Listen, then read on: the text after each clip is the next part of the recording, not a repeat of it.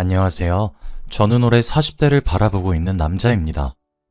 얼마 전 저는 지금껏 살아오면서 가장 쇼킹한 일을 겪었어요. 지금 생각해봐도 어떻게 이런 일이 제 인생에서 일어났나 싶을 정도로 말이죠. 솔직히 부끄러워서 남들한테 이야기하지도 못했는데 시원하게 털어버려야 조금이라도 괜찮아질 것 같아서 이렇게 사연을 남겨봅니다. 저는 어렸을 적에 부유한 가정환경 속에서 자랐어요. 부족함이란 건 모르고 자랐고 외동아들이어서 부모님의 사랑도 많이 받고 컸죠. 저는 남들 다 저와 비슷하게 사는 줄 알았고 삶의 고난과 역경은 단 한 번도 겪어본 적이 없습니다. 그렇게 저는 어릴 적부터 꿈꿔오던 검사가 되었어요. 검사 일을 하던 당시에 변호사 여자친구도 있었습니다. 그런데 여자친구에게 정말 많이 배웠어요. 여자친구는 저와 다르게 어릴 적부터 경제적으로 가정이 힘들었고 혼자 소녀가장이 되어서 집안을 먹여 살리는 사람이었습니다. 여자친구를 보면서 자극을 많이 받았고 저보다 나이는 어렸지만 훨씬 듬직하고 어른 같은 모습에 제가 반했던 것 같네요.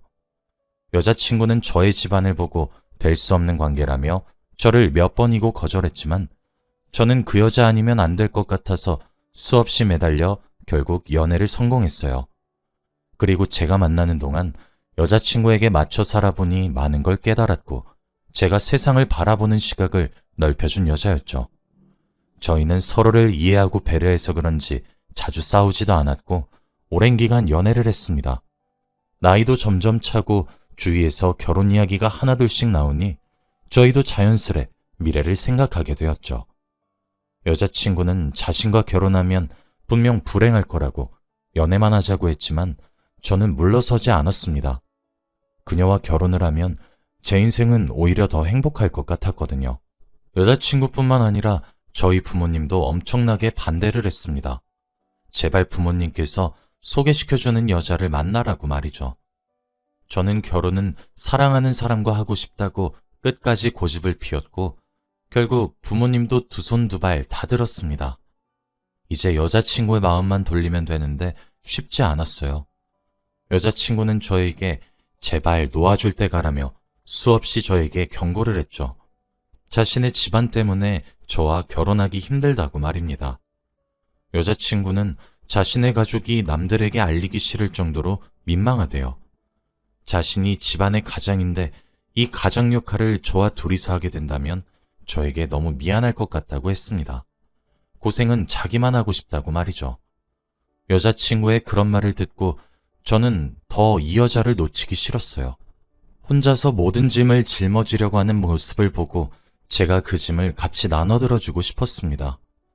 그렇게 저희들은 밀고 당기기를 계속했죠. 그런데 그맘때쯤 여자친구네 어머니가 찾아오셨습니다.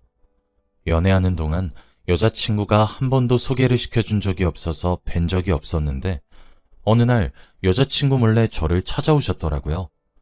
여러 가지 반찬들을 들고서 저에게 말씀하셨습니다. 딸은 어떻게든 설득을 해볼 테니 결혼하자고 계속 매달려달라고 말이죠. 여자친구의 어머니는 정말 인상이 좋으셨고 아름다우셨어요. 또래분들에 비해 외모가 정말 뛰어나셨습니다. 여자친구가 지난 시간 동안 저에게 했던 말들은 전부 어머니에 대해 안 좋은 말들이었어요. 마음 같아서는 당장이라도 연을 끊고 혼자서 독립하고 싶다고 하면서 말이죠. 그래서 항상 마음속에는 여자친구네 어머니가 좋지 않은 사람이란 인식이 있었습니다. 그런데 그때 뵌 어머니는 지금까지 제가 들었던 말들과 정반대의 사람이었어요. 굉장히 따뜻하고 인상이 좋으신 분이었거든요. 어머니를 뵙고 나서 결혼을 하고 싶다는 생각이 더 깊게 박혔고 저는 끊임없이 구애를 했습니다. 결국 여자친구도 저의 청혼을 받아주었고 저희는 많은 사람들의 축복 속에서 결혼식을 올렸죠. 주위에서는 변호사와 검사 부부라며 부러워했고 저도 그 시선이 싫진 않았습니다. 결혼 초반에는 정말 행복했어요. 안정적인 직장과 저를 사랑해주는 아내까지 있으니 더할 나위 없었죠. 그리고 처가댁 사람들도 저를 너무 아껴주시고 친아들처럼 대우해주시니 좋았습니다.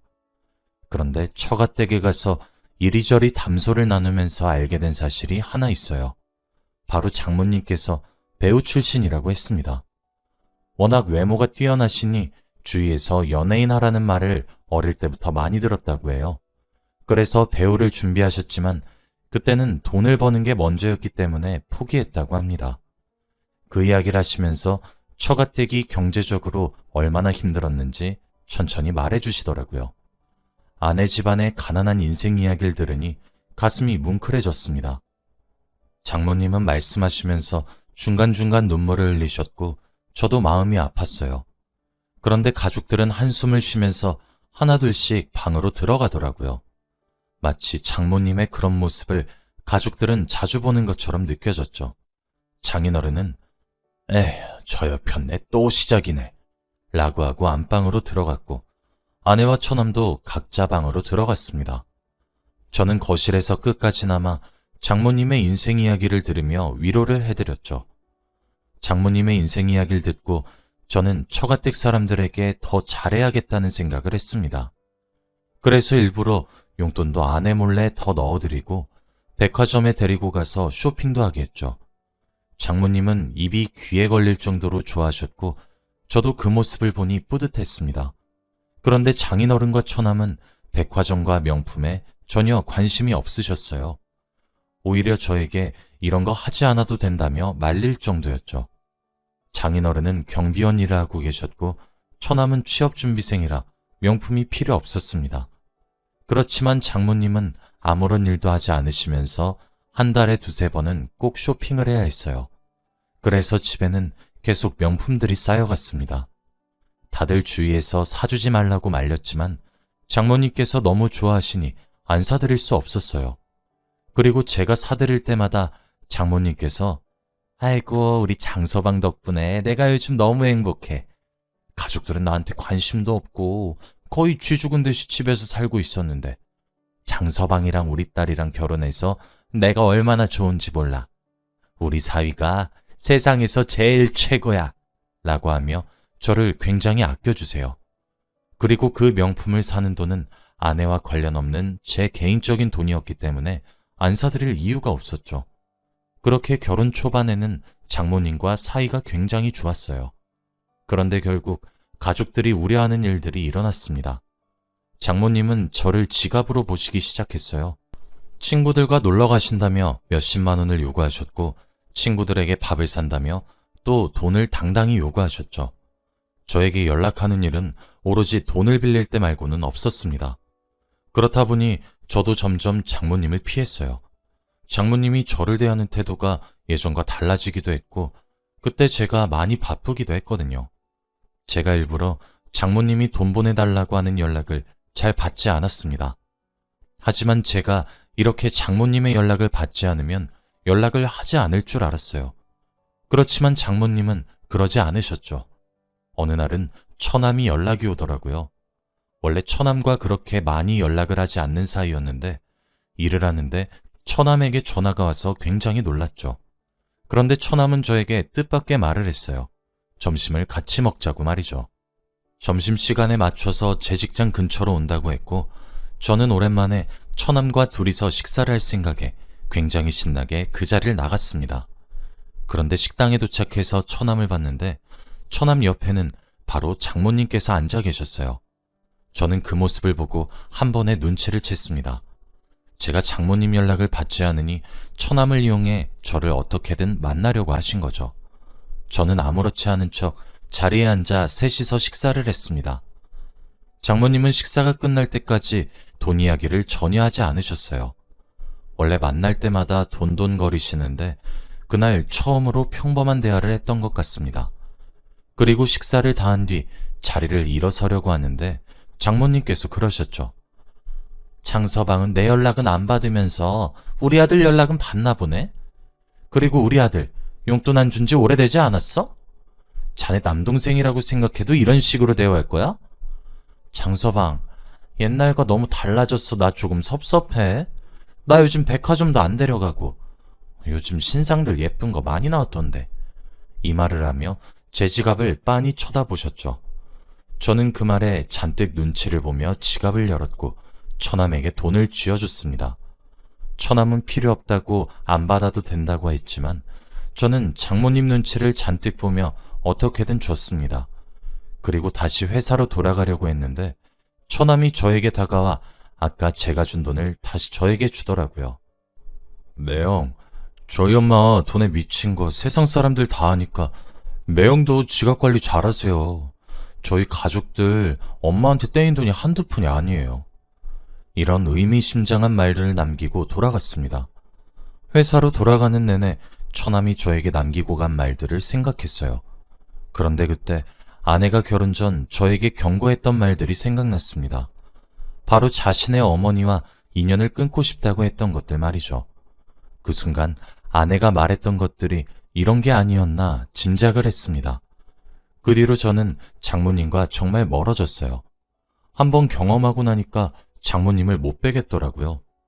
아내가 진작에 저에게 장모님과 거리를 두라고 했는데 이제서야 거리를 둡니다.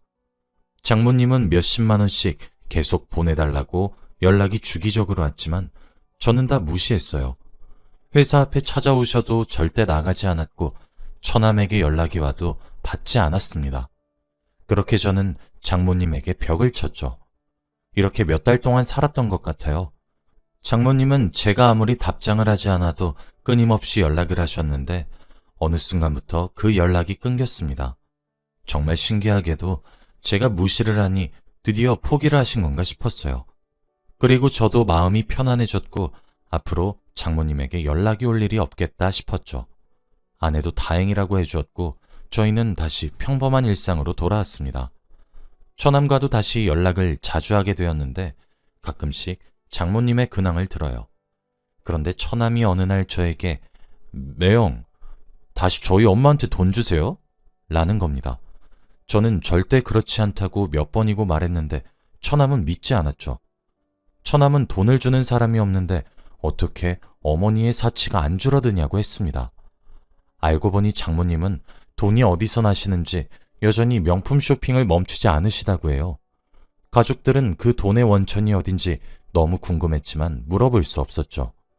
혹시라도 장모님께서 나쁜 일을 하시면서 돈을 버는 건 아닐까 걱정도 했지만 그래도 믿으려고 했습니다. 그렇게 다시 몇 달이 흘렀던 것 같아요. 거의 1년 동안 장모님과 연락도 잘 안 했지만 장모님은 단 한 번도 사치를 안 부린 날이 없다고 해요. 그런데 어느 날 새벽에 처남이 연락이 왔습니다. 저와 아내는 자고 있었는데 새벽에 전화가 온 건 처음이라 무슨 급한 일인가 싶었죠. 전화를 받으니 처남은 펑펑 우는 듯한 목소리로 매형, 당장 저희 집에 와주세요 라고 했고 그 목소리를 듣고 저희 부부는 큰일이 난 것 같아 당장 뛰어갔죠. 그런데 처가댁으로 갔는데 그곳에서 벌어진 장면은 충격적이었습니다. 바로 장인어른이 장모님의 머리채를 잡고 있었거든요. 그리고 뺨도 몇 대 맞으셨는지 장모님의 뺨이 붉었고 장인어른 앞에서 무릎을 꿇고 싹싹 빌고 있었죠. 저는 대체 이게 무슨 상황인가 싶어서 급하게 장인어른을 떼어냈어요. 장인어른은 화를 주체하지 못했고 저희는 대체 무슨 상황이냐고 물었죠. 그런데 처남이 저에게 한 잡지를 건네주었습니다. 저와 아내는 아무렇지 않게 그 잡지를 건네받고 열어보았습니다. 그런데 그 잡지 안에는 말로 형용할 수 없는 충격적인 사진들이 있었어요. 바로 장모님께서 성인화보를 찍은 사진들이었거든요. 저와 아내는 다음 장으로 넘길 때마다 더 가관이고 충격적인 모습의 장모님의 모습을 보고 도저히 끝까지 볼 수 없었습니다. 아내는 그 모습을 보고 펑펑 울고 있었어요. 장모님은 장인어른에게 무릎을 꿇고 다신 안 그러겠다며 잠시 미쳤었다고 사과를 하고 있었죠. 집안 분위기가 너무 안 좋았고 어떻게 정리해야 하나 싶었는데 그 순간 경찰이 저희 집에 들어왔습니다. 너무 시끄러워서 이웃들이 신고를 한 것 같았는데 저는 오히려 상황을 정리할 수 있다고 생각했어요. 그리고 저희 가족들은 경찰서에 가서 조사를 받고 집으로 돌아왔죠. 장모님이 장인어른에게 맞은 증거가 있으니 고소를 할지 말지 결정을 해야 하는 상황이었는데 결국 두 분이서 고소를 하지 않는 대신 이혼을 하지 않는 것으로 합의를 봐서 상황이 간단하게 종료될 수 있었습니다. 장인어른은 장모님이 다신 안 그러겠다고 하는 말을 믿으셨고 한번 봐주셨습니다. 그렇게 다시 일상으로 돌아가는 듯 했죠. 그 사건이 있고 나서 집안 분위기가 안 좋아서 저와 아내는 장모님, 장인어른을 데리고 이곳저곳을 많이 돌아다녔어요. 두 분 사이가 다시 좋아지셨으면 했고 장모님이 다시는 그런 화보를 찍지 않게끔 저희가 옆에서 자주 지켜보려고 한 이유도 있었죠. 매달 한 번은 꼭 여행을 갔고 한동안 못 사드리던 명품도 다시 사드렸습니다. 예전보다 자주는 아니고 아주 가끔씩 말이죠. 그렇게 다시 잠잠해지는 줄 알았어요. 두 분이서 사이가 예전보다 더 나아진 것 같았고 장모님도 정신을 차리신 것 같았죠. 저희 가족들은 여느 때와 다름없이 주말에 다 같이 식당에 가서 식사를 하려고 했어요. 그런데 그날은 제 친구가 식당을 오픈했다고 해서 가족들을 데리고 가기로 했습니다. 친구는 저에게 서비스도 많이 주었고 가족들이랑 웃으면서 이야기도 많이 하게 되어서 좋았죠. 그런데 제가 화장실을 가려고 잠깐 나온 사이 친구가 저를 조심스럽게 불렀습니다. 그때 제가 술을 딱 기분 좋게 먹어서 친구가 하는 말이 다 좋게 들렸어요. 친구한테 다가가 왜 부르냐고 물어보니 저에게 할 말이 있는 것 같았는데 되게 망설이는 기분이었죠. 저는 다 괜찮다고 무슨 일이냐고 이것저것 물어봤습니다. 그런데 친구는 한숨을 푹 쉬며 이상하게 듣지 말라고 했죠. 저는 대체 무슨 일이길래 이렇게 뜸을 들이냐고 화를 냈고 친구는 결국 말을 했습니다. 나 사실 네 장모님 어디서 본 것 같아. 저는 그게 무슨 소리냐고 제대로 말해보라고 했고 친구는 다시 한숨을 쉬며 말을 이어나갔죠. 네 장모님 배우셔? 저는 도저히 친구의 말이 이해가 되지 않았고 아무 말도 못하고 있었습니다. 그런데 친구는 자신의 휴대폰에서 한 영상을 보여줬어요. 그 영상 속에는 장모님이 있었습니다. 그런데 그 모습이 이상했어요. 바로 성인 영화였거든요. 저는 그 휴대폰을 바로 낚아채 제대로 봤는데 두 눈을 크게 뜨고 봐도 장모님이 맞았습니다. 그리고 장모님은 모르는 아저씨와 함께 꼴사나운 연기를 하고 있었습니다. 차마 제 눈으로 그 장면을 볼 수 없었고 정신이 혼미해졌습니다. 다시는 이런 걸 하지 않으실 줄 알았는데 장모님은 멈추지 않으셨죠. 그리고 저는 도저히 참을 수 없었습니다. 영상이 재생되고 있는 친구의 휴대폰을 들고 가족들이 있는 자리로 갔어요. 장인어른과 처남, 아내, 그리고 장모님한테까지 다 보여줬어요. 저번에는 사진이었지만 지금은 영상이다 보니 가족들이 다 얼이 빠졌습니다. 장모님은 기겁을 하며 당장 끄라고 화를 내셨지만 저는 멈추지 않았죠. 장인어른은 그 장면을 보고 몇 분 뒤 테이블에 있던 음식들을 다 던지셨습니다. 그리고 장모님께 다가가 한 대 치시려고 했죠. 저는 장인어른을 말렸고 상황이 심각해졌습니다. 장인어른은 어떻게든 장모님을 한 대라도 때리시려고 발악하셨고 저희는 당장 경찰을 부르라고 소리쳤죠.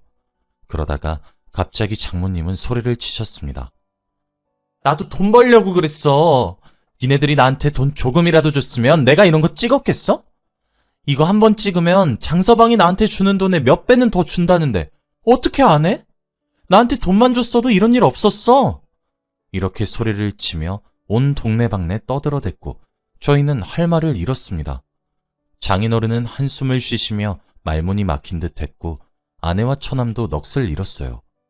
제가 용돈을 주지 않아도 장모님께서 계속 명품을 살 수 있었던 건 이렇게 19금 영상에 출연을 하였기 때문이었죠.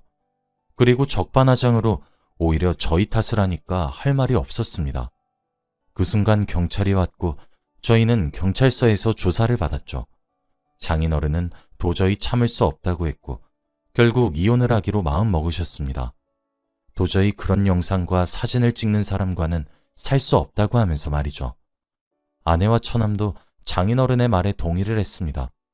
장모님은 아무런 말도 하지 않으셨고 이 상황을 묵묵히 받아들이셨어요. 그리고 두 분은 합의 이혼으로 깔끔하게 갈라섰고 장모님은 다른 지역으로 이사를 가셨어요. 장모님이 집을 나가시고 저와 아내 그리고 처남은 한 번도 장모님을 뵌 적이 없어요. 그런데 가끔씩 처남한테 듣는 말로는 아직도 그런 영상과 사진을 찍고 다닌다고 합니다. 정말 아직도 그때 친구가 보여줬던 영상이 머릿속에서 떠나지 않네요. 장모님의 그런 모습이 너무 낯설었고 충격적이라 잊혀지지 않습니다. 장모님은 돈을 벌기 위해 그런 일도 서슴지 않게 하셨지만 저희 가족들은 이해할 수 없었어요. 결국 끝은 이렇게 되었지만 후회하지 않습니다. 장모님께 최선을 다해서 잘해드렸고 저는 그걸로도 사위로서 할 건 다 했다고 생각합니다. 지금도 그때를 생각하면 충격적이고 어떻게 이런 일이 생겼나 싶네요. 저의 이야기는 여기까지입니다. 들어주셔서 감사합니다.